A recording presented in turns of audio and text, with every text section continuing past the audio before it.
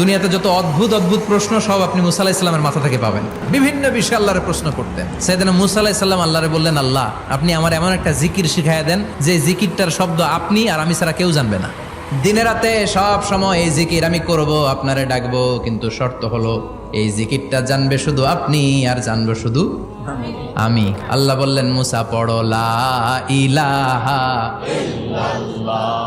মুসা আলাইহিস সালাম কয়, মাবুদ এটা তো জাতীয় জিকির, সবাই জানে। আমি তো চাইছি এক্সেলেন্ট একটা জিকির, কারো কাছে নাই, শুধু আমি জানবো আর আমি পড়বো। আল্লাহ বললেন, মুসা এই লা ইলাহাকে যদি এক পাল্লায় রেখে দাও, তাম বিশ্ব, 7 আকাশ 7 জমিনটারে তুলে যদি তুমি আরেক পাল্লায় রেখে দাও, লা রাজাহাত কাফাতু লা ইলাহা ইল্লাল্লাহ, মুহূর্তের মধ্যে লা ইলাহার পাল্লা ভারী হয়ে যাবে। ও মুসা, তুমি যতই এক্সক্লুসিভ জিকির চাও, লা ইলাহার চেয়ে দামি জিকির আমার কাছে নাই।